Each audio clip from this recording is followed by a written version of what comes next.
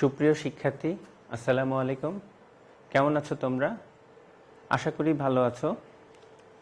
আমি আজকে তোমাদের সামনে তোমাদের আইসিটির অধ্যায় 3 এবং 4 এই দুইটা বিষয়ে সম্পূর্ণভাবে আলোচনা করব এবং এখান থেকে তোমাদের যে পড়াগুলো হয়ে গেছে বিগত সিলেবাস অনুযায়ী শেষ হয়েছে, সেগুলোর কোন কোন বিষয় কঠিন ছিল সেগুলো বিষয় নিয়ে আমরা আলোচনা করব। যদি তোমাদের অবশ্যই, যেহেতু এটা ভার্চুয়াল ক্লাস হচ্ছে, তোমরা অবশ্যই কমেন্ট বক্সে কোশ্চিন করবা, কোশ্চিন থেকে জানতে পারবো। তাহলে আসো আমরা শুরু করি আজকের বিষয় নিয়ে। আমার পরিচয়, আমি মোহাম্মদ মমতাজুর রহমান রনি, লেকচারার আইসিটি। কোনো সমস্যায় পড়লে তোমরা আমার সাথে যোগাযোগ রাখতে পারো। ফোন নাম্বার দেওয়া আছে, ইমেল আমার momtajur@hotmail.com। আজকের যে বিষয় নিয়ে আলোচনা হবে সেটা হচ্ছে অধ্যায় 3 সংখ্যা পদ্ধতি ও ডিজিটাল ডিভাইস এবং অধ্যায় নাম্বার 4 ওয়েব পেজ ডিজাইন অর্থাৎ HTML। তো আসো আমরা শুরু করি।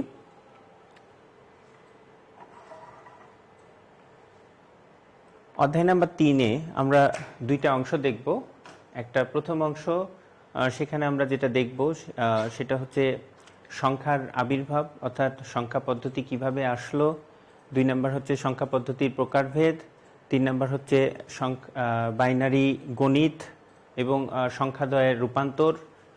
তারপরে আসবে চিহ্নযুক্ত সংখ্যা, 1-এর পরিপূরক, 2-এর পরিপূরক এবং বিভিন্ন ধরনের code, BCD, ASCII, Unicode, Morse code, grey code ইত্যাদি বিষয় নিয়ে আমরা আলোচনা করব।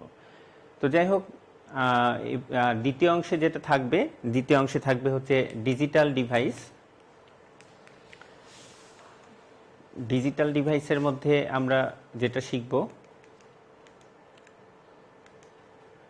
মৌলিক ও যৌক্তিক অপারেশন, বুলিয়ান অ্যালজেব্রা, বুলিয়ান উপপাদ্য, সত্য সারণী, ডি মর্গান উপপাদ্য, লজিক গেট, মৌলিক গেট, সর্বজনীন গেট, এক্সক্লুসিভ গেট, যৌক্তিক ও জটিল গেট, এনকোডার, ডিকোডার, রেজিস্টার এবং অ্যাডার। তো এই বিষয় নিয়ে আজকে আলোচনা হবে প্রথমে। তারপরে দ্বিতীয় অংশে আমরা 4 নম্বর অধ্যায়ে যাব।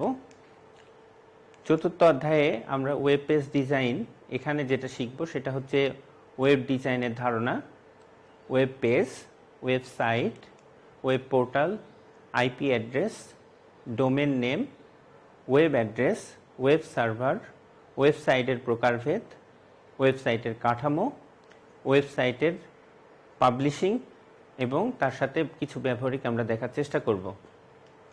তো আসো আমরা স্টেপ বাই স্টেপ আলোচনা করি।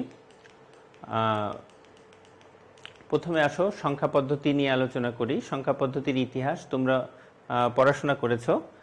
সংখ্যা পদ্ধতির ইতিহাস হচ্ছে এক সময় যখন ব্যাবিলনীয় সভ্যতা ছিল, তখন তারা কিন্তু এই সভ্যতার যুগে তারা কিছু চিহ্ন বা সিম্বল ব্যবহার করে থাকতো।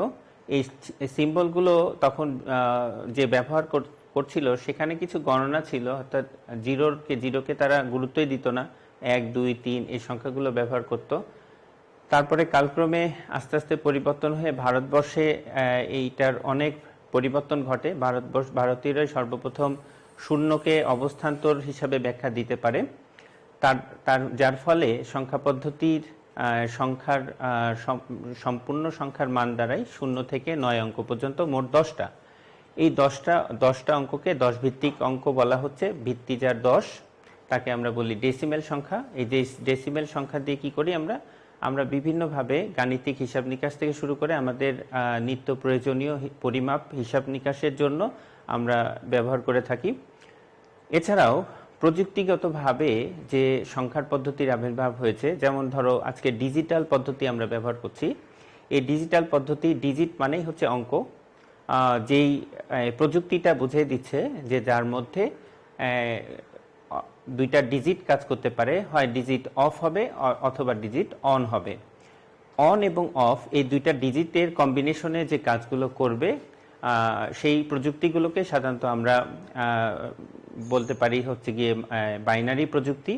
এই বাইনারি গাণিতিক মান সাধারণত ব্যবহার করা হয় আমরা যে মাইক্রো প্রসেসর ব্যবহার করি, অর্থাৎ মাইক্রো প্রসেসর এই বাইনারি টেকনোলজিতে কাজ করে। এরপরে আসো আরও দুইটা প্রযুক্তি আমরা জানবো, সেটা হচ্ছে গিয়ে অক্টাল পদ্ধতি। অক্টাল অর্থাৎ 0 থেকে 7 অঙ্ক পর্যন্ত, যার ভিত্তি হচ্ছে গিয়ে 8, এবং এই প্রযুক্তি মেইনফ্রেম কম্পিউটারে ব্যবহার করা হয়। এবং সর্বশেষ আরেকটা গাণিতিক প্রযুক্তি আছে, যেটা হচ্ছে গিয়ে 0 থেকে F পর্যন্ত হেক্সাডেসিমেল। এই হেক্সাডেসিমেল পদ্ধতি যার ভিত্তি হচ্ছে 16, এটা সুপার কম্পিউটারে ব্যবহার করা হয়। তাহলে মূলত সংখ্যা পদ্ধতির আমরা প্রকারভেদ যদি বলে থাকি, তাহলে সংখ্যা পদ্ধতির প্রকারভেদ দুই ধরনের। একটা হচ্ছে পজিশনাল সংখ্যা পদ্ধতি, একটা হচ্ছে নন পজিশনাল। নন পজিশনাল হচ্ছে মধ্যযুগীয় বা প্রাচীন যুগে যে পরিবর্তনগুলো দেখা গেছে, যে প্রাচীন যুগে দড়ির গিট অথবা পাথর গুনে গুনে, তারপরে আস্তে আস্তে মধ্যযুগে দেখা যাচ্ছে যে সেখানে কিছু কয়েনের ব্যবহার, আস্তে আস্তে প্রযুক্তি ডেভেলপ হয়েছে আধুনিক যুগে এসে, সেখানে আমরা ব্যবহার করতে শিখেছি ডেসিমেল সংখ্যা পদ্ধতি। তারপরে আলো কালক্রমে বর্তমানে যে প্রযুক্তির ব্যবহার আমরা দেখতে পাচ্ছি মার্কেটে বা বিভিন্ন সেক্টরে হিসাব নিকাশের জন্য, সেখানে আমরা দেখতে পাচ্ছি গবেষণার কাজে এবং সর্বোত্তর গবেষণার কাজে যে প্রযুক্তিগুলো আমরা ব্যবহার করছি সেটা হচ্ছে বাইনারি, অক্টাল এবং হেক্সাডেসিমেল। কাজেই সংখ্যা পদ্ধতির প্রকারভেদে যদি বলা হয়, পজিশনাল সংখ্যা পদ্ধতি 4 ধরনের: ডেসিমেল, বাইনারি, অক্টাল এবং হেক্সাডেসিমেল। তো সংখ্যা পদ্ধতির রূপান্তর, আমরা রূপান্তর নিয়ে আলোচনা করব। এই যে 4টা পদ্ধতি বললাম, এই 4টা পদ্ধতির রূপান্তর বলা যায় যে একটা পদ্ধতি থেকে আমরা আরেকটা পদ্ধতি কিভাবে কনভার্ট করতে পারি। তো কনভার্টের সিস্টেমও তোমরা শিখে আসছো। যেমন ডেসিমেল থেকে যদি বাইনারি করতে চাও, ডেসিমেল থেকে অক্টাল করতে চাও, ডেসিমেল থেকে হেক্সাডেসিমেল বানাতে চাও, তাহলে খেয়াল করে দেখো প্রত্যেকটা ডেসিমেলের একটা ফ্লোটিং পয়েন্ট থাকে, ফ্লোটিং পয়েন্ট, এবং দুইটা ভ্যালু থাকে, একটা ইন্টিজার এবং একটা ফ্র্যাকশন ভ্যালু, অর্থাৎ পূর্ণ সংখ্যা এবং দশমিক বা ভগ্নাংশ সংখ্যা থাকে। তো এই পূর্ণ সংখ্যা এবং ভগ্নাংশ সংখ্যাকে যদি আমরা ডেসিমেল থেকে বাইনারিতে কনভার্ট করি, অথবা ডেসিমেল থেকে অক্টালে কনভার্ট করি, অথবা ডেসিমেল থেকে হেক্সাডেসিমেলে কনভার্ট করি, অথবা যে কোনো সংখ্যা পদ্ধতির ভিত্তিতে কনভার্ট করি, যেমন হতে পারে টার্নারি, হতে পারে বিউটানারি, হতে পারে পেন্টানারি, হতে পারে হেক্সা, হতে পারে হেপ্টা, হতে পারে অক্টা, নোনা, ডেকা, যেখানেই হোক না কেন, যেভাবেই হোক না কেন, তাদের পদ্ধতিগুলো একটা শিখে নিলেই সবগুলো একই রকমই আসবে। যেমন আমরা সংখ্যা পদ্ধতির এই রূপান্তরে আমরা দেখেছি, যদি দশমিক থেকে কোনো মান পূর্ণ সংখ্যাকে রূপান্তর করতে হয়, তাহলে যে সংখ্যায় রূপান্তর করছি ঠিক সেই সংখ্যার ভিত্তি দ্বারা উক্ত মানকে আমাদেরকে ভাগ করতে হবে, এবং এখানে ভাগফল একটা থাকবে এবং ভাগশেষ একটা থাকবে। যে ভাগশেষটাই আমরা সংগ্রহ করব এবং ভাগফলটাকে আমরা আবারও ভিত্তি দিয়ে ভাগ করতে থাকব। যেমন একটা উদাহরণ হচ্ছে, আমরা বোর্ডে আসি। Suppose decimal two binary. আমরা একটা মান দিলাম, ডেসিমেলের মান, সাপোজ 99.375, এটা ডেসিমেল মান। এই যে ভিত্তি আমরা 10 লিখলাম এবং এর বাইনারি বেজে আমরা বের করতে চাচ্ছি। আসলে এখানে দেখছি পূর্ণ সংখ্যাও আছে, ভগ্নাংশ সংখ্যা, মাঝে রিডাক্স পয়েন্ট আছে। তো এই 99 সংখ্যাকে আমরা কি করব? ভিত্তি দিয়ে ভাগ করব। ঠিক একইভাবে আমরা বলেছি যদি অক্টাল হতো তাহলে 8 দিয়ে ভাগ করতাম, যদি হেক্সা হতো তাহলে 16 দিয়ে ভাগ করতে পারতাম, যদি আরো কোনো পদ্ধতি থাকতো তাহলে আমরা সেই পদ্ধতির ভিত্তি দ্বারা আমরা জাস্ট এই পদ্ধতিকে আমরা ভাগ করতাম। তাহলে ডেসিমেল থেকে বাইনারি করার নিয়মটা হচ্ছে, যেহেতু বাইনারির ভিত্তি 2, বাই মানেই 2, সেখান থেকে বাই শব্দটা আসছে এই যে অন এবং এই যে ও অফ, এই প্রযুক্তি থেকে আমরা পাই অন অফ। সো এই ভিত্তি হচ্ছে 2, বেজ হচ্ছে 2, সো 2 দিয়ে আমরা এই সংখ্যাকে ভাগ করতে থাকব। তাহলে আসো ভাগ করি।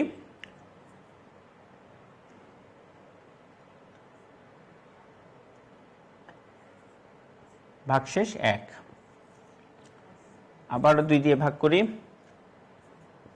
24 দুগুণ 48, ভাগশেষ 1। আবারও 2 দিয়ে ভাগ করি, 12 দুগুণ 24, ভাগশেষ 1। আবারও 2 দিয়ে ভাগ করি, 6 দুগুণ 12 ভাগশেষ 1, আবারও 2 দিয়ে ভাগ করি, 3 দুগুণ 6 ভাগশেষ 1, আবারও 2 দিয়ে ভাগ করি, 2 1-কে 2 ভাগশেষ 1, আবারও 2 দিয়ে ভাগ করি। এই ভাগটা যতক্ষণ পর্যন্ত গুরুত্বটা ছোট না আসছে সেই পর্যন্ত আমাদের ভাগ করতেই হবে। সেখানে 2 দিয়ে ভাগ করি, 2 দিয়ে 1-কে ভাগ করার ফলে ভাগ যায় না, আমরা ভাগের নিয়ম অনুযায়ী জানি ভাগফলে শূন্য ধরে যে ভাগটা গেল না সেখানে একটা শূন্য ধরে নিতে পারি ভাগফলে, এবং সেটাকে আমরা ভাগশেষ হিসাবে নামাই দিতে পারি। সেক্ষেত্রে আমরা শূন্য ভাগফলে এবং যেই সংখ্যাকে আমরা ভাগ করতে পারলাম না সেটাকে আমরা ক্যারি বা ভাগশেষে নামাই দিলাম। তো এইখানের নিয়মটা হচ্ছে যে যেই ভাগশেষগুলো পেলাম এই ভাগশেষগুলো হচ্ছে নিচে থেকে উপর পর্যন্ত আমরা গণনা করব। যেমন এইটাকে আমরা বলবো এমএসবি অর্থাৎ মোস্ট সিগনিফিক্যান্ট বিট, এবং উপরেরটা হবে এলএসবি লেস সিগনিফিক্যান্ট বিট। তাহলে এই মানগুলো যদি আমরা এখন সাজায় লিখি ক্রমান্বয়ে, সরি এখানে ভুল হয়েছে,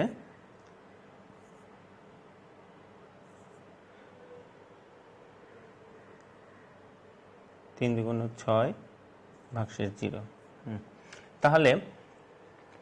তাহলে আসো 99 এর দশমিক থেকে বাইনারি পেলাম 11000011।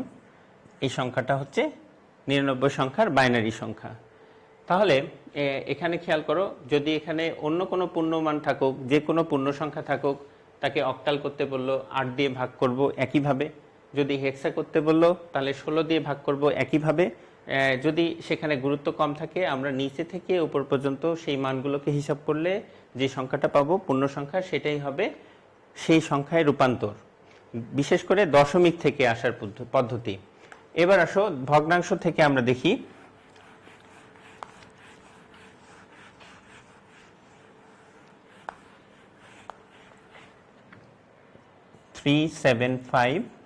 আমরা এই ক্ষেত্রে ভাগ না করে আমরা করব গুণ। যে ভিত্তি কনভার্ট করতে চাই সেই ভিত্তি দিয়ে আমরা এখানে করব গুণ। যেহেতু বাইনারিতে বানাতে চাই তাহলে বাইনারি সংখ্যা দিয়ে গুণ করব। 5 দুগুণ 10, 7 দুগুণ 14, আর একে 15, 3 দুগুণ 6, একে 7, দশমিক নিলাম, পূর্ণ সংখ্যার ঘরে একটা 0 রাখলাম। আবারও 2 দিয়ে গুণ করি, 0, 5 দুগুণ 10, 0, 14, আর একে 15। অবশ্য পূর্ণ সংখ্যা যেটা চলে আসবে সেই সংখ্যাকে আমরা আর গুণ করব না। পরবর্তীতে যদি ভগ্নাংশ সংখ্যা চলতে থাকে তাহলে তাকে সেই সংখ্যা দিয়ে গুণ করতে থাকব। 0, 0, 5 দুগুণ 10। এই যে সবগুলো ভগ্নাংশ ঘর শূন্য হয়ে গেছে, এখানে আমাদের অঙ্কটা শেষ হয়ে গেছে। এই ক্ষেত্রে আমরা এই যে অংশটা পেলাম পূর্ণ সংখ্যার ঘরের তালিকা, সেইটা আমরা উপর থেকে নিচ পর্যন্ত গণনা করব। অর্থাৎ উপরে হবে এমএসবি, এক্ষেত্রে নিচেরটা হবে এলএসবি। তাহলে আমরা এর উত্তরটা লিখব এইভাবে যে অতএব 0.375 এর ডেসিমেল থেকে আমরা মান পাবো হচ্ছে একটা দশমিক দিয়ে নিতে হবে, উপর থেকে নিব 011। তাহলে আমরা নিব 011, এই সংখ্যাটা হবে বাইনারি। যদি এটাকে আমরা 8 দিয়ে গুণ করতে থাকতাম একই প্রসেসে তাহলে এই কনভার্টটা অক্টালে যেত। যদি 16 দিয়ে গুণ করতে থাকতাম তাহলে এই মানগুলো হেক্সাতে কনভার্ট হয়ে যেত। ঠিক এইটাই ছিল ডেসিমেল থেকে বাইনারি, ডেসিমেল থেকে অক্টাল এবং ডেসিমেল থেকে হেক্সা পদ্ধতিতে যাওয়ার নিয়ম। এরপরে আসো আরো কিছু কনভার্টের নিয়ম আছে, যেমন আমরা দেখব হচ্ছে, এবার রিভার্স যাই, অর্থাৎ binary two decimal, octal two decimal,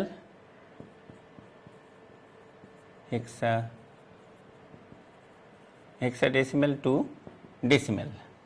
অর্থাৎ এক্ষেত্রেও আমরা যে পদ্ধতি ব্যবহার করি সেটা হচ্ছে, সাপোজ এটা একটা বাইনারি সংখ্যা, আমরা এই সংখ্যাকে 10 ভিত্তিক মানে কনভার্ট করব। এখানে ভিত্তির সাথে অবস্থানের কম্পেয়ার করব কিভাবে, যেমন 1 এর পজিশন বের করব, 1 2 নাম্বার পজিশন গুণ দিয়ে আমরা বের করব, পাশাপাশি পূর্ণ সংখ্যাগুলোকে আমরা ঠিক সেইভাবে তার ভিত্তির উপরে পাওয়ারগুলো দিতে থাকব। যেমন 1 গুণিত 2 যোগ 0 গুণিত 2 যোগ 1 গুণিত 2, এটা হলো পূর্ণ সংখ্যা, এটুকু পূর্ণ সংখ্যা, এটুকু হচ্ছে আমাদের ভগ্নাংশ সংখ্যা। তাহলে দশমিক আছে, দশমিক বিন্দু আমরা একবারেও করতে পারি, যোগ ধরে নিতে পারি 1 গুণিত 2 যোগ 1 গুণিত 2। এবার আসি পূর্ণ সংখ্যা কাউন্ট করি, এটা এককের ঘর, এটা দশকের ঘর, এটা শতকের ঘর। সো এই এককের ঘরের অবস্থান হচ্ছে 0, কারণ আমরা কাউন্ট শিখেছি 0 থেকে 9 পর্যন্ত অবস্থান এভাবে 0 1 2 3 4। তাহলে 2 এর অবস্থান নাম্বার হচ্ছে 0, 1 এর পজিশনটা 2 ভিত্তির 1 এর পজিশন 0 নাম্বার ঘরে। ঠিক একইভাবে এই অঙ্কতে 0 পজিশন 2 ভিত্তির 1 নাম্বার ঘরে। ঠিক একইভাবে এই 1টা 2 ভিত্তির এই অবস্থানের ক্ষেত্রে এর অবস্থান হচ্ছে 2 নাম্বার ঘরে। ঠিক এইভাবে আমরা সিকোয়েন্স সাজায় দিব। আর ভগ্নাংশের ক্ষেত্রে গণনা করি আমরা বাম থেকে ডানের দিকে। তার মানে বামে 0-র পূর্বের ঘর আসবে -1 -2, এইভাবে করে আমরা সাজিয়ে দিব। জাস্ট এই নিয়মটা মনে থাকলেই আমরা বাইনারি থেকে ডেসিমেল, অক্টাল থেকে ডেসিমেল বা হেক্সা থেকে ডেসিমেল বা আরো কোনো পদ্ধতিতে আমরা যেতে পারবো। যেমন এখানে এই অঙ্কটা ক্যালকুলেশন করি এবার, তাহলে দেখা যাচ্ছে 4 হবে, 0 হবে, 1 হবে, 1/2 1/4, তাহলে হচ্ছে 5 যোগ 3/4, তাহলে হচ্ছে 5.75। এই যে মানটা পেলাম, এই মানটা হচ্ছে ডেসিমেল মান। তাহলে এখন যদি অক্টাল থেকে ডেসিমেল করতে বলে, এই 2-এর ভিত্তিগুলো চলে আসবে অক্টাল বেজে। যদি হেক্সা থেকে বলে তাহলে 2-এর ভিত্তির জায়গায় হয়ে যাবে 16, কিন্তু নিয়ম একই থাকবে। এরপরে আসো অক্টাল থেকে বাইনারি, বাইনারি থেকে অক্টাল দেখব, খুবই সহজ নিয়ম। অক্টাল টু বাইনারি, আবার বাইনারি টু অক্টাল। অক্টাল আমরা জানি টোটাল অঙ্ক হচ্ছে 0 থেকে 7। তাহলে আমরা যদি এই 7 অর্থাৎ অক্টালের মানকে যদি আমরা বাইনারিতে কনভার্ট করি, সাপোজ 7কে কনভার্ট করতে যাচ্ছি, তাহলে আমরা কি করি, তার বিট মেমোরি সিকোয়েন্সগুলো সাজাই। অর্থাৎ প্রথম বিটের ঘর 1, পরের বিটের ঘর 2, পরের বিটের ঘর 4, অর্থাৎ টু দি পাওয়ার 0 তার মানে 1, টু দি পাওয়ার 1 তাহলে হচ্ছে 2, টু দি পাওয়ার 2 তার মানে হচ্ছে 4। তাহলে এই বিট সিকোয়েন্স সাজানোর ফলে আমরা দেখি এই বাইনারি মানটা কত আসে, 4 2 6 1 7, মানে আমাদের 7 বিটের মান কাউন্ট করতে হবে। তাহলে 7 বিটের মান হলে 4 আমাদের লাগবে 4 বিটের, অর্থাৎ এই নাম্বার মেমোরি হচ্ছে 4 বিট দিয়ে তৈরি, এই নাম্বার বিট হচ্ছে 2 বিট দিয়ে তৈরি, এই নাম্বার বিট হচ্ছে 1 বিট দিয়ে তৈরি। এটা হলো বিট, এটা 2 বিট, এটা 4 বিটের ঘর। তাহলে আমাদেরকে অ্যাকচুয়ালি আনতে হবে 4 বিটের মান। তাহলে 4 বিটের মান আমরা সবগুলো পাবো না, তাহলে আমাদের কি করতে হবে, সবগুলো সিরিজ করে নিতে হবে। অর্থাৎ অন 4 নাম্বার বিট পেয়ে গেলাম, অন 2 নাম্বার বিট পেলাম, হলো 6, আর একটা অন যদি নিই তাহলে হয়ে গেল 4 আর 2 6 কে 7, তাহলে 3 বিট। তার মানে আমাদের বোঝা যাচ্ছে যে অক্টাল মেমোরিতে সর্বোচ্চ বিট হচ্ছে 3টা। অক্টাল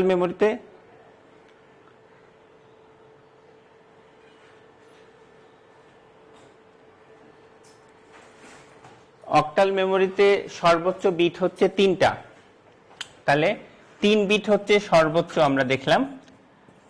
এই 3 বিটের তাহলে আমাদের অন অন অন এই 3 বিটের মান। তার মানে এখন আমরা বুঝতে পাচ্ছি অক্টাল থেকে বাইনারিতে যে কোনো মান কনভার্ট করি, সাপোজ 1 আছে 0 0 1, 2 আছে 0 1 0 0, 3 আছে 0 1 1, এই যে 3 বিট 3 বিট 3 বিট, এটাই হচ্ছে অক্টালের সিকোয়েন্স।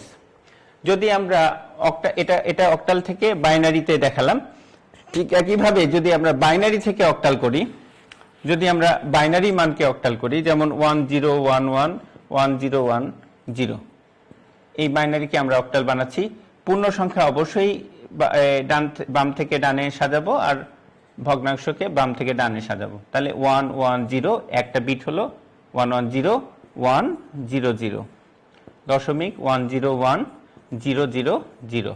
তাহলে আমরা পেলাম বাইনারি মান 100,011.101,000। এই মানটাই হয়ে গেল বাইনারি। ঠিক একইভাবে যদি আমরা হেক্সা পদ্ধতি দেখি, হেক্সার সর্বশেষ বিট হচ্ছে আমরা জানি হচ্ছে কি এফ, যার অবস্থান হচ্ছে 16 নাম্বার ঘর, অর্থাৎ 0 থেকে এফ, কিন্তু এফ এর অবস্থান কাউন্ট করা হয় 15 নাম্বার ঘর দিয়ে। তাহলে এ থেকে এফ হচ্ছে 10 নাম্বার অবস্থান, কিন্তু পরের অবস্থানটা পূর্বে আছে 9, তার মানে 0 থেকে 9, এ থেকে এফ, এইটুকু অঙ্ককে বলা হচ্ছে হেক্সাডেসিমেল মান। এ থেকে এফ 10 থেকে 15 সংখ্যা পর্যন্ত আছে। তাহলে এফ সর্বোচ্চ মান পাচ্ছি 15। তাহলে আমরা পরের সিকোয়েন্স যদি করি টু দি পাওয়ার 3, তার মানে হচ্ছে বিট সিকোয়েন্সে দাঁড়াচ্ছে 8 বিট, অর্থাৎ পরের বিটটা চলে আসছে 8 বিটের রেজিস্টার। তাহলে 8 বিট রেজিস্টার মানে এটা 1 বাইটের রেজিস্টার চলে আসছে। 1 বাইটের রেজিস্টার, তাহলে আমাদেরকে এখানে বানাতে হচ্ছে 15। তার মানে এখানে আমরা 15 বানিয়ে নিই।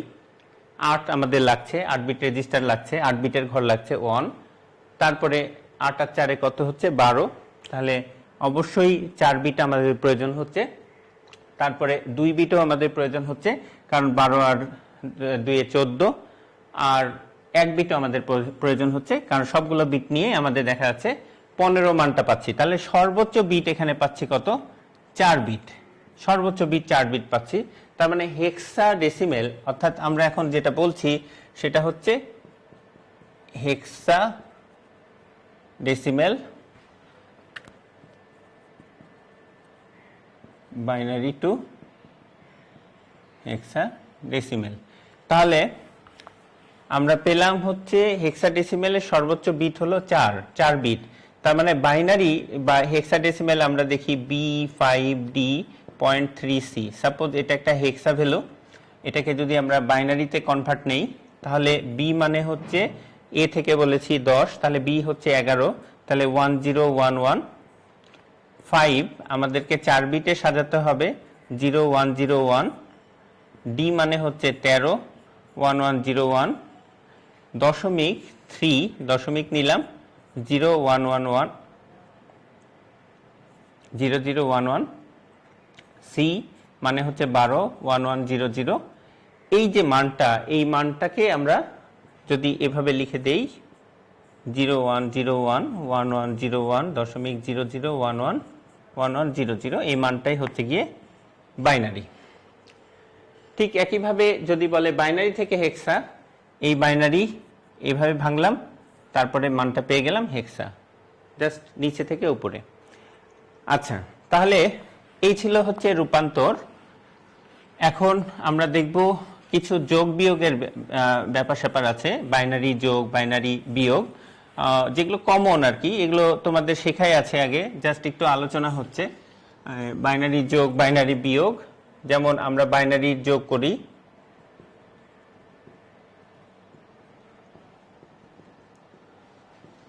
অ্যাডিশন, বাইনারিতে যোগ,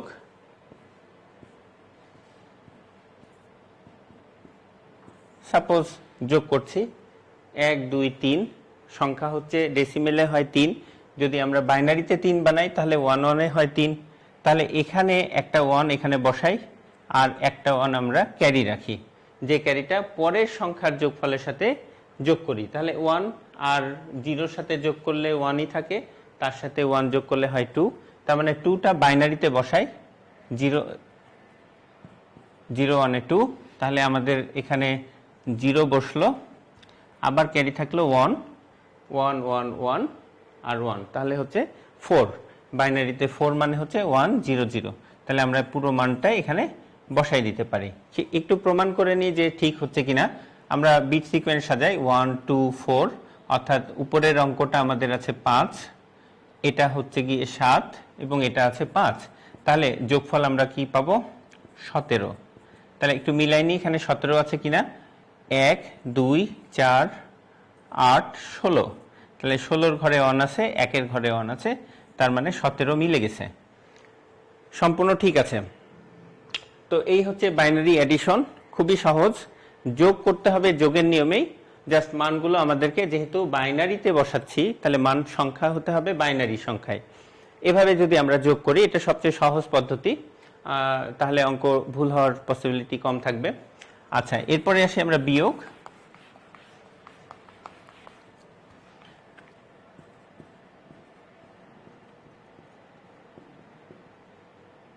বাইনারিতে বিয়োগ,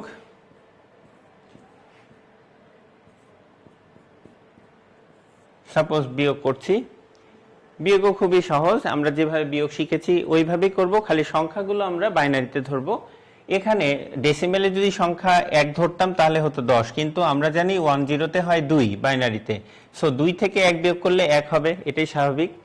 আচ্ছা, ডেসিমেলে 1 যেখানে নিতাম সেটা কি করতাম, সহগ নিতাম এবং পরে নিচের সাথে আমরা যোগ করতাম, ঠিক এখানে একইভাবে যোগ করব। তাহলে 1 এখানে নিলে হচ্ছে 2, তাহলে 2 হলে পারে উপরের সংখ্যা ছোট হয়, তাহলে আবার 1 ধার করি। 1 ধার করলে তোমরা অনেকে 11 বলবা, কিন্তু এটা বাইনারি সংখ্যায় হয় 3, তাহলে 3 আর নিচে 2 বিয়োগ করলে অবশ্যই 1 থাকে। আচ্ছা, আবার এই 1 এখানে দিলাম, তাহলে 2 হলো, উপরে আবার 1 ধার করি, তাহলে 2, একই সংখ্যা হওয়ার জন্য যোগ বিয়োগ 0। আবার এই 1টা এখানে দেই, তাহলে উপরের সঙ্গে এটা 0 হয়ে যাচ্ছে, 1 ধার করলাম, এই ধারটা এখানে দিলাম, 0-র সাথে কিছু নাই 1 দিলাম, যোগফল 0, তাহলে উত্তর পেলাম 3, 1 তার মানে উপরে কত সংখ্যা ছিল আমরা দেখে নিই, 1 2 4 8 16, অর্থাৎ 16 আর 2 হচ্ছে 18, আর নিচে কত ছিল 15, তাহলে বিয়োগফল হবে 3, উত্তর সঠিক। বোঝা গেছে? এরপরে আসো, আমরা এই জিনিস বিয়োগ যোগ দেখে ফেললাম, এরপরে আমরা যেটা দেখব সেটা হচ্ছে গিয়ে চিহ্ন বিটের ধারণা। চিহ্ন বিটের ধারণা আমরা জানি, সাপোজ 25 লিখলাম, এই যে 25 সংখ্যাটা আমরা জানি এটা প্রকৃত সংখ্যা, সামনে কিছু নাই, তার মানে পজিটিভ ভ্যালু। আমরা রেজিস্টার মেমোরিতে যখন এই মানটাকে রাখতে দেখব, তখন তার ভিতরে যেভাবে নেয়, প্রথম বিটটাকে চিহ্ন বিট হিসাবে কাউন্ট করে, অর্থাৎ যদি আমরা 8 বিটের হিসাব করি বা 1 বাইটের হিসাব করি, 1 2 3 4 5 6 7, অর্থাৎ এই প্রথম বিটটা, যেই বিটটা 0 থাকলে হবে পজিটিভ সাইন, এবং যদি এই বিটটাতে অন থাকে তাহলে হবে নেগেটিভ সাইন। এটা হচ্ছে চিহ্ন বিটের ঘর, এবং এই 7টা বিট হচ্ছে ডেটা বিটের ঘর, যার ডেটা বিটের পরে যে লাস্টে 4টা বিট দেখছি এটা হচ্ছে নাম্বার বিট, আর এটাকে বলা হচ্ছে জোন বিট। তো এই নাম্বার বিট এবং জোন বিট সব মিলেই আমরা ডেটা রাখি। নাম্বার বিট সর্বোচ্চ 4টা বিট মিলে হয়, কারণ 9 শব্দটা বাইনারিতে করলে 1001, 4টা বিট লাগছে। আর সংখ্যাসূচক এই যে জোন বিট, যখন অতিরিক্ত আমাদের সংখ্যা বেড়ে যাচ্ছে তখন এই যে জোন থেকে আমরা ধার নিয়ে সেখানে মানগুলো বসাতে পারি, আর যদি কাজে না লাগে সেক্ষেত্রে আমরা 0 দিয়ে ফিল আপ রাখি। তাহলে এখানে 25 আনতে হবে। তাহলে 25 সংখ্যাটা অনেকে বাইনারি তোমাদের মুখস্থ নাই, এই যে আমরা একটু সিকোয়েন্স দেখাচ্ছি, 1 2 4 8 16, তাহলে দেখো 25 হয়ে যাচ্ছে, 16 8 24 আর 1 25, তাহলে 1 1 0 0 1, এই যে 25 হয়ে গেল, তার মানে 1 0 0 1 1 হয়ে গেল 25, বাকি দুইটা ঘর জোন বিটে 0 দিয়ে রাখলাম। তাহলে 25-এর প্রকৃত বাইনারি সংখ্যা হচ্ছে এটা, ধনাত্মক বোঝানোর জন্য এই ঘরটাই 0, তার মানে এটাকে বলা হচ্ছে সাইন বিটের ঘর। আচ্ছা, এই সাইন বিটে যদি নেগেটিভ হয়, -25 হয়, তাহলে আমরা জাস্ট এই চিহ্ন বিটে 1 দিয়ে দিব, বাকি ডেটাগুলো আমাদের যা ছিল তাই থাকবে, 0 0 1 1 0 0 1, তার মানে এই সংখ্যাগুলো একই থাকবে। এবার আসো ওয়ান্স কমপ্লিমেন্টের মান। ওয়ান্স কমপ্লিমেন্ট কোনটাকে বলছে, আমরা যেই প্রকৃত মানটা পাচ্ছি, যার পরিপূরক মান, অর্থাৎ যাকে পরিবর্তন করে দেয়া যায়, একবার যদি পরিবর্তন করা হয়, সেই পরিবর্তন মানকে আমরা এখানে বলছি ওয়ান্স কমপ্লিমেন্ট মান। যেমন 0 আছে, 1 করে দিলাম, 1 করে দিলাম, 1 করে দিলাম, 0 0 1 1 0, এই মানটাকে আমরা বলতে পারি ওয়ান্স কমপ্লিমেন্ট বা 1-এর পরিপূরক ভ্যালু। কার 1-এর পরিপূরক? 25-এর 1-এর পরিপূরক। 25-এর, তাহলে এটা হবে চিহ্ন বিটে 1 মাইনাস 25-এর one's complement complement, one's complement value. যদি আমাদেরকে টুস কমপ্লিমেন্ট করতে বলে তাহলে জাস্ট এই যে মানটা পেলাম পরিবর্তন করে, এইখান থেকে পরিবর্তন করে যে মানটা পেলাম এই মানটার সাথে শুধুমাত্র বাইনারিতে 1 যোগ করে দিলেই যে মানটা পাওয়া যায়, 0 আর 1 যোগ করি বাইনারিতে, তাহলে 1, বাকি মান যা ছিল তাই থাকে। এই মানটাকে বলা হচ্ছে -25 এর টুস কমপ্লিমেন্ট মান। তো এই হচ্ছে ওয়ান্স কমপ্লিমেন্ট এবং টুস কমপ্লিমেন্ট। খুবই সহজ, যে প্রকৃত মান থেকে পরিবর্তন করলাম, পরিবর্তন করে যে মান পেলাম সেটা হচ্ছে ওয়ান্স কমপ্লিমেন্ট, এবং এই ওয়ান্স কমপ্লিমেন্ট মানের সাথে যদি শুধু 1 যোগ করি তাহলে সেই মানটা হলো টুস কমপ্লিমেন্ট মান। এরপরে আসি আমরা ওয়ান্স এবং টুস কমপ্লিমেন্টের যোগ বিয়োগ। তাহলে ওয়ান্স এবং টুস কমপ্লিমেন্টের যোগ বিয়োগ দেখে নাও। -13 + 8, এটা আমরা অ্যাডিশন করতে যাচ্ছি টুস কমপ্লিমেন্ট। টুস কমপ্লিমেন্ট অর্থাৎ 2 এর পরিপূরক নিয়ম ব্যবহার করে আমরা এটা যোগ করতে চাচ্ছি। তাহলে কিভাবে যোগ করব? আমরা প্রকৃত মানের যে বাইনারি সংখ্যা সেটা বের করতে জানি, কিন্তু যেহেতু এখানে টুস কমপ্লিমেন্ট ভ্যালু বের করতে বলছে তাহলে এখানে -13 আছে, এই -13 মানটা আমাদেরকে বের করে নিতে হবে। কিভাবে বের করে নিব? +13 মান থেকে আমরা 2 এর পরিপূরক 13 বের করে নিব। তাহলে সাইন ডেটা এভাবে সাজায় নিলে খুব ভালো হয়। চিহ্ন বিটের ঘর 0 দিয়ে ফিল আপ করতে হবে কারণ পজিটিভ ভ্যালু, আর ডেটা বিটের ঘর আমরা 13 আগে লিখে নিব 1101। এই যে 4 বিট হলো, আর আমাদের আছে 7 বিট, তাহলে 1 2 3 হয়ে গেল 8 বিটের রেজিস্টার। তাহলে এবার আসো, এই মানটা পেলাম, এই মানটা হচ্ছে 13 মান পেলাম। এবার আমরা টুস কমপ্লিমেন্টের নিয়ম একটু আগে দেখলাম, 0 আছে 1, 0 আছে 1, 0 আছে 1, 0 থাকলে 1, 1 থাকলে 0, 1 থাকলে 0, 1 0 তার সাথে 1 যোগ, তাহলে হচ্ছে 1 1 0 0 1 1 1 1। এই মানটাই হবে -13 মান। তাহলে আমরা এখানে -13 মান লিখে নিব 1 1 1 1 0 0 1 1, এবং আমরা 8 এর মান জানি, তাহলে 8 এর মান বসাই দিই 0 0 0 0 1 0 0 0। এই মানটাকে এখন বাইনারিতে যোগ করব। তাহলে যোগ করি 1 1 0 1 1 1 1 1।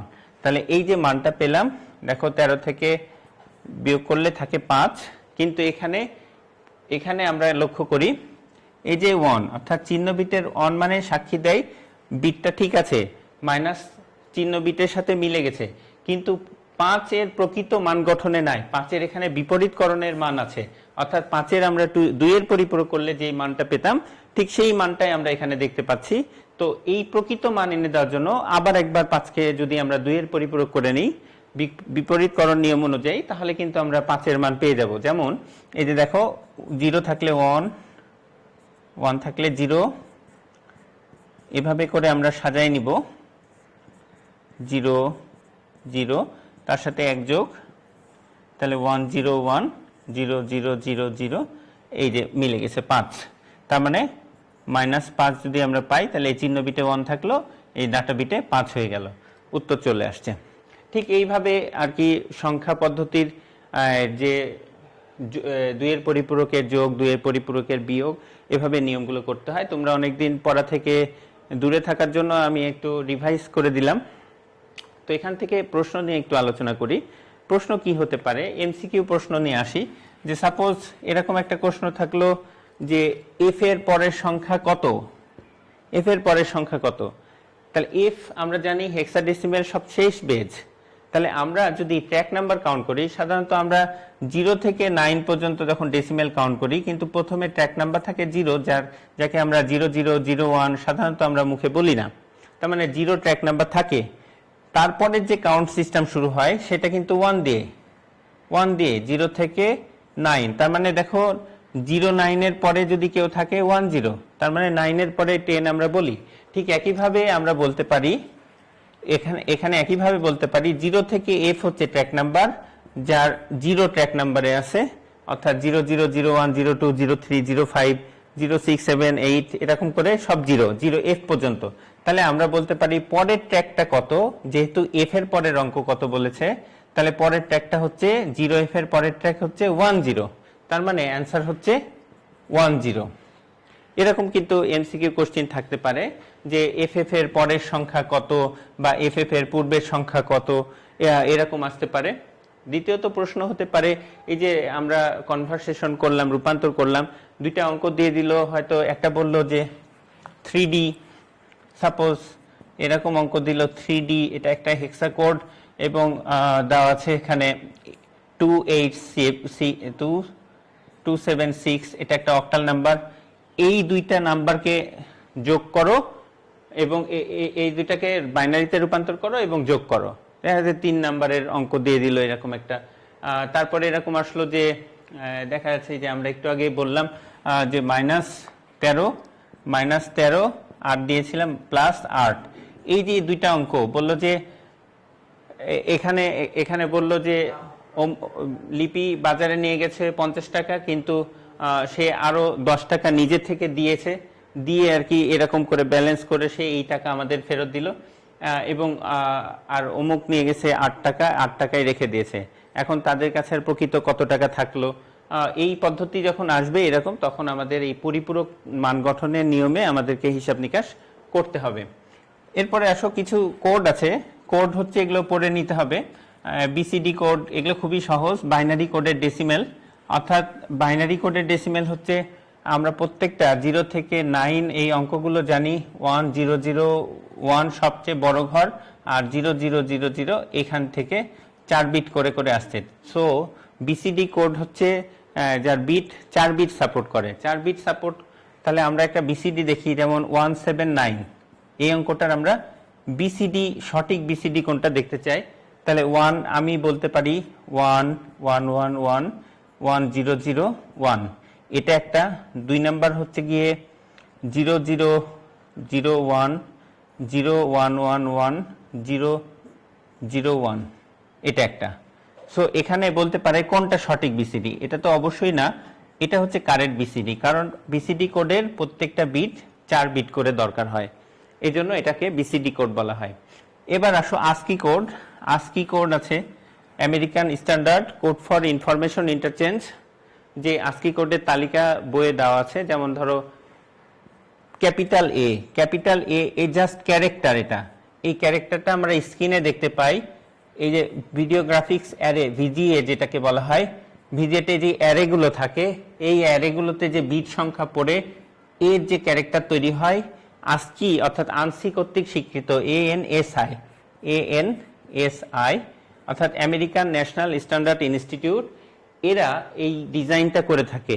এই ডিজাইন করে একটা আদর্শ মান দিয়েছে। যেমন 65 হচ্ছে বড় হাতের ক্যারেক্টার, অর্থাৎ ক্যাপিটাল লেটার এ যেটাকে আমরা বলি, এই ক্যারেক্টারটার 65 কোড। অর্থাৎ কোডটা কিরকম, কোডটা হচ্ছে 0 1 0 0 0, এটা হচ্ছে গিয়ে বাইনারি কোড এ এর জন্য, ক্যাপিটাল এর জন্য। ঠিক একইভাবে যদি ছোট হাতের এ, অর্থাৎ এ আর এ দুইটা ডিজাইন কিন্তু আলাদা, অর্থাৎ দুইটা ডিজাইন গ্রাফিক্স কিন্তু আলাদা হবে। যদি তাই হয় তাহলে তার কোড অবশ্যই আলাদা হবে। 8 বিটের কোডকে সাধারণত বিসিডি বলা হচ্ছে। তাহলে এর দেখা যাচ্ছে 97 এর কোড বের করলেই দেখা যাচ্ছে আমাদের ছোট হাতের এ ডিজাইন কম্পিউটার বুঝতে পারে। তার মানে কম্পিউটার থেকে আমরা যে কি বাটন প্রেস করি, এই প্রেস করলে পারে এরা যে কোডে কনভার্ট হয় সেটাকে সাধারণত আস্কি কোড বলা হচ্ছে।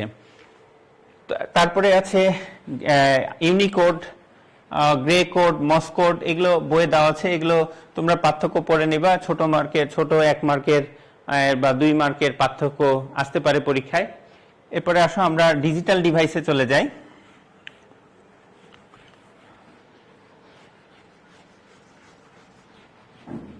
ডিজিটাল ডিভাইসে ডিজিটাল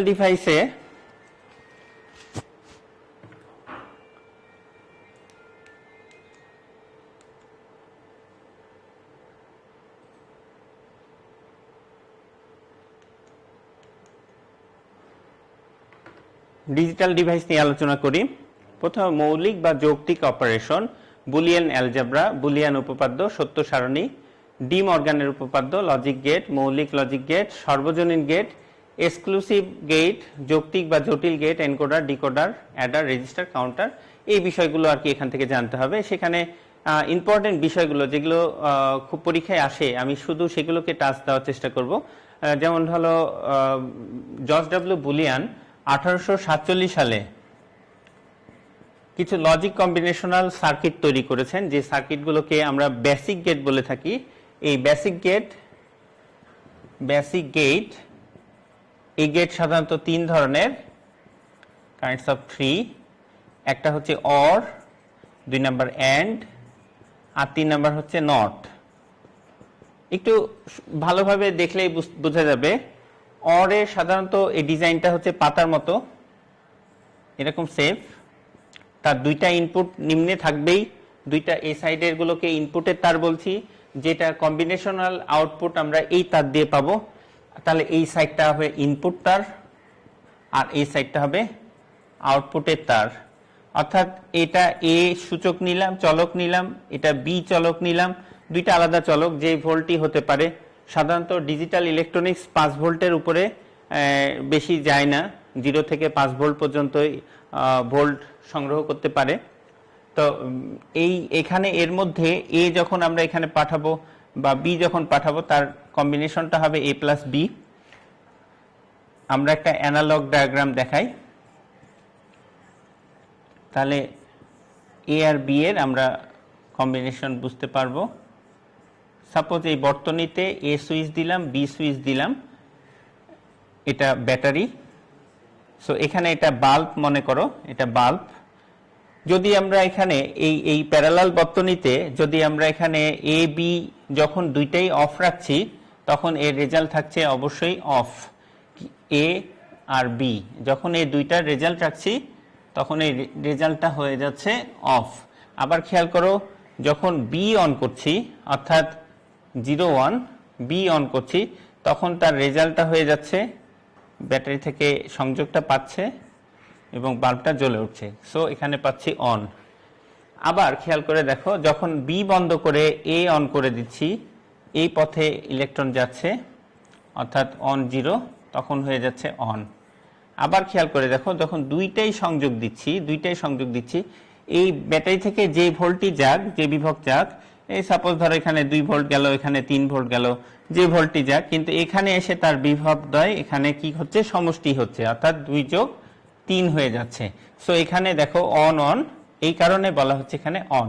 সো এটা একটা লজিক্যাল অন, এটা যোগফল না, এটা লজিক্যালি অন বোঝানো হচ্ছে যে এখানে কি ঘটছে, ইলেকট্রন যে এখানে কি ঘটাচ্ছে, এখানে অন হচ্ছে। তার জন্য এখানে বলা হচ্ছে এইটাকে বলা হচ্ছে সত্য সারণী, ট্রুথ টেবিল বলা হচ্ছে, যে ট্রুথ টেবিল সাক্ষ্য প্রমাণ করছে যে দুইটা ইনপুটের কম্বিনেশনাল আউটপুট কত প্রকারে আসতে পারে এবং কিভাবে তার মানগুলোকে চার্টে দেখানো যেতে পারে। তো আমরা এটা বুঝালাম। আরেকটা বিষয় হচ্ছে অর ইনপুট, দুইটা থেকে একাধিক ইনপুট হতে পারে। অর গেটের ইনপুট একাধিক হলে পারে, তার কম্বিনেশনাল ইনপুট আমরা হিসাব শিখে নিই, ক্যালকুলেশন শিখে নিই। দুইটা ইনপুটের জন্য 2 দিলাম, বাইনারি বেস 2, এবং উপরে দিব তার ইনপুট সংখ্যা, তাহলে আমরা কম্বিনেশন পাবো 4। ঠিক যদি 3টা ইনপুট হয়, অরে 3টা ইনপুট, সাপোজ সি, তাহলে তার ইনপুট হলো কয়টা, তাহলে কম্বিনেশন পাবো 8। তার মানে আমরা 8টা আউটপুট পাবো, 8 বার আমরা 0 থেকে 7 পর্যন্ত 8 বার আমরা এটাকে আলাদা আলাদা ইউনিটে ভাগ করে আমরা প্রমাণ পাবো। এরপর আসো অ্যান্ড গেট। অ্যান্ড গেট দেখে নেই। এই ডি এর মতো আইকনটা অ্যান্ড গেট, এটারও এই সাইডে ইনপুট আর এই সাইডটা আউটপুট। এখানে আমরা একটা বর্তনী দেখে নেই, সিরিজ বর্তনী, একইভাবে করলাম এ বি। তাহলে খেয়াল করে দেখো, এ বি যদি আমরা এখানে একটা সংযোগ দেই, কোনো লাভ হচ্ছে না, ইলেকট্রন যা পাস করছে না। যদি 2টা সংযোগ দেই, তাহলে কিনা এখানে ইলেকট্রন পাস করছে এবং বাল্ব যাচ্ছে, সংযোগ পাচ্ছে। তাহলে 0 0 0ই হচ্ছে 0 1, 0 হচ্ছে 1 0, 0 হচ্ছে 1 1 এ শুধুমাত্র অন পাওয়া যাচ্ছে। তো এই ক্ষেত্রে দেখো এ বি, যদি আমরা সিও নেই, একই হবে, কম্বিনেশন খালি আমাদের বাড়বে, কম্বিনেশনাল আউটপুট বাড়বে। কিন্তু রেজাল্টটা কি পাবো, যদি তিনটা সুইচেই ভোল্ট যায় তাহলে আমরা রেজাল্ট পাবো অন, অথবা সবগুলোতে যে কোনো একটা যদি জিরো থাকে তাহলে আমরা তার রেজাল্ট পাবো না। তো ঠিক আছে, এরপরে আসো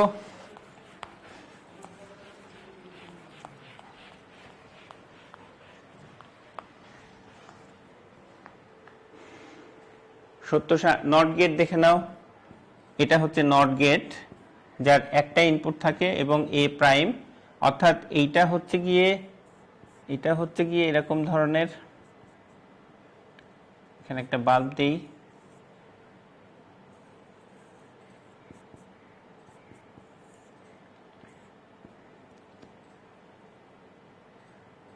সাপোজ এটা একটা সার্কিট দিলাম প্লাস মাইনাস। তাহলে খেয়াল করে দেখা যাক, যদি এই ব্যাটারিটা এখানে যখন সংযোগ পাবে তখন এই বাল্বটা অটোমেটিক অন থাকবে। যদি আমরা এটা অন করে দিই তাহলে কিন্তু এখানে সংযোগ পাবে না, অর্থাৎ অন থাকলে পারে উল্টা মান হচ্ছে, অফ থাকলে পারে তার উল্টা মান হচ্ছে, জিরো থাকলে অন থাকলে জিরো। এটাকে আমরা বলছি নট গেটের ধর্ম, একটা ইনপুট। এভাবে করে ইউনিভার্সাল গেট আছে। ইউনিভার্সাল গেট সাধারণত নর গেট অরের সাথে নট যুক্ত হলে এই ধরনের গেটকে নর গেট বলে, সাধারণত এরকম ছবি দেওয়া আছে, এটা হলো নর গেট। আবার ন্যান্ড গেট একইভাবে বলা হয়, ডি এর সাথে নট লাগালে এটাকে ন্যান্ড বলা হচ্ছে, এই ডি এর সাথে এই জন্য নট লাগানো আছে, এটাকে বলা হয় ন্যান্ড গেট। তো এদেরকে সর্বজনীন বলার কারণ হচ্ছে যে নর বা ন্যান্ড, এদেরকে সর্বজনীন বলার কারণ হচ্ছে এরা সব ধরনের গেটের কম্বিনেশন আউটপুট তৈরি করতে পারে। যেমন আমরা এখানে দেখাই যে নট গেটের মতো আউটপুট আনতে পারে কিনা নর বা ন্যান্ড।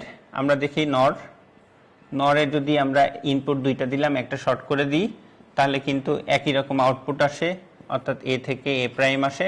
ঠিক একইভাবে এই দুইটা ইনপুটের একটা শর্ট করে দেই, এ প্রাইম আসে, মিলে গেছে। আবার যদি আমরা অ্যান্ড গেট তৈরি করি নট দিয়ে, তাহলে দেখা যাক এ prime B prime,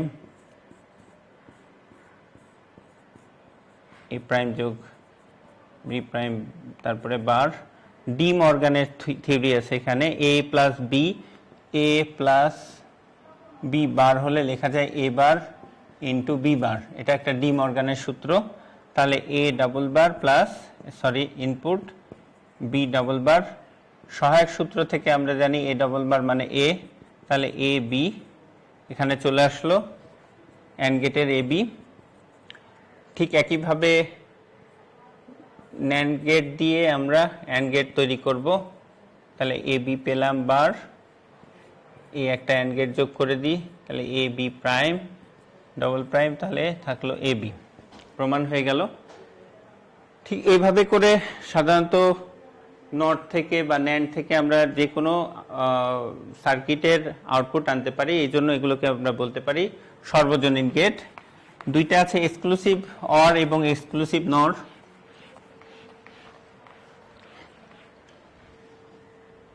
exclusive OR, এই যে এটাকে বলা হচ্ছে exclusive OR gate. A B, অর্থাৎ এ এক্সক্লুসিভ বি, ভাঙলে পারে পাওয়া যায় এবার B plus A B bar. আর আরেকটা গেট আছে exclusive NOR, A B, A exclusive B, তারপরে বার, এবার B bar plus A B. একটা সমীকরণ আসতে পারে, এই পরীক্ষায় আসে কম বেশি, যে এইটা থেকে এটা কিভাবে পাওয়া যায় প্রমাণ করো। তাহলে আমরা এই সমীকরণটা থেকে প্রমাণ করি। সাপোজ এটা প্রমাণ করি, বুলিয়ানের সূত্র শিখা হয়ে যাবে। A exclusive B bar left hand side, আমরা এটা থেকে জানি, উপরে বার রেখে দিলাম, এবার B plus A B bar. এখন আমরা ঠিক এই সূত্র অ্যাপ্লাই করব। এ প্লাস বি বার মানে হচ্ছে এ বার বি বার ইন্টু এ বি বার। আমরা জানি এ বি বার সমান এ বার প্লাস বি বার, ডি মর্গানের দ্বিতীয় সূত্র। তাহলে আমরা এখানে করব কি, এ বি দুইটা আলাদা আলাদা আছে, তাহলে A double bar plus B bar, A bar plus B double bar, তাহলে হচ্ছে A plus B bar, A bar plus B, দুইটা হিসাব করি, A into A bar plus A B plus A bar B bar plus B bar into B. তাহলে এটা A into A bar মানে 0, A B plus A bar B bar plus B into B bar 0, তাহলে পাচ্ছি হচ্ছে এ bar B bar plus A B. প্রমাণিত, proved, প্রমাণিত হয়ে গেল। তাহলে আমরা এইটা সমান লিখতে পারি এ এক্সক্লুসিভ বি বার সমান লেখা যায় এ bar B bar plus A B. তো ঠিক আছে, সমীকরণ থেকে আমরা কিভাবে সার্কিট তৈরি করি এটা আমরা নেক্সট দিনে দেখব। আজকে আমরা যতটুকু সম্ভব হয়েছে এই অধ্যায়টাকে ক্লিয়ার করতে পারলাম। নেক্সট দিনে তোমাদের কমেন্টের উপর নির্ভর করবে কোন কোন বিষয় কঠিন, সেগুলো বিষয় নিয়ে আলোচনা করব। তো সবাইকে সুস্থ থাকো, ভালো থাকো, এই বলে আমি আমার আজকের ক্লাস শেষ করছি। আল্লাহ হাফেজ, আসসালামু আলাইকুম।